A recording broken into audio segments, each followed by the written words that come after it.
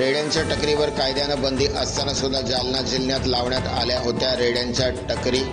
जालन्यातल्या नावा रोड येथील एका शेतात आयोजित करण्यात आल्या होत्या या रेड्यांच्या टकरी। कायद्यानं बंदी असताना सुद्धा मोठ्या संख्येने होता लोकांचा सहभाग, तसेच मोठ्या संख्येने रेडा मालक देखील या टकरींमध्ये सहभाग झाले होते। रेड्यांच्या टकरीवर कायद्यानं बंदी असताना जालना जिल्ह्यात रेड्यांच्या टकरी लावल्याचा मोठा धक्कादायक प्रकार समोर आलेला आहे।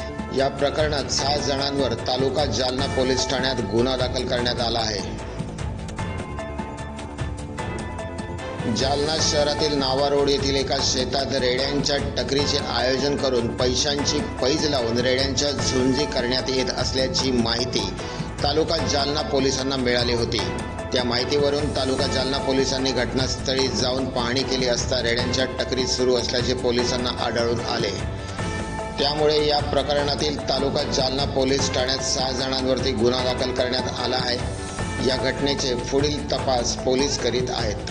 पशु सुरक्षा कायद्याच्या अनुषंगाने पशु किंवा पक्ष्यांच्या झुंजी लावून त्याच्यावरती जुगार खेळणं हा कायद्यानं गुन्हा आहे, तरी देखील महाराष्ट्रातनं असे अनेक प्रकार समोर येत आहेत। जालना तालुक्यामध्ये नुकताच उघडकीस आलेला हा रेड्यांच्या झुंजीचा प्रकार। या प्रकरणात जालना पोलीस ठाण्यामध्ये 6 जणांवरती गुन्हा दाखल। सदर प्रकरणाचा पुढील तपास जालना पोलिसांमार्फत करण्यात येत आहे।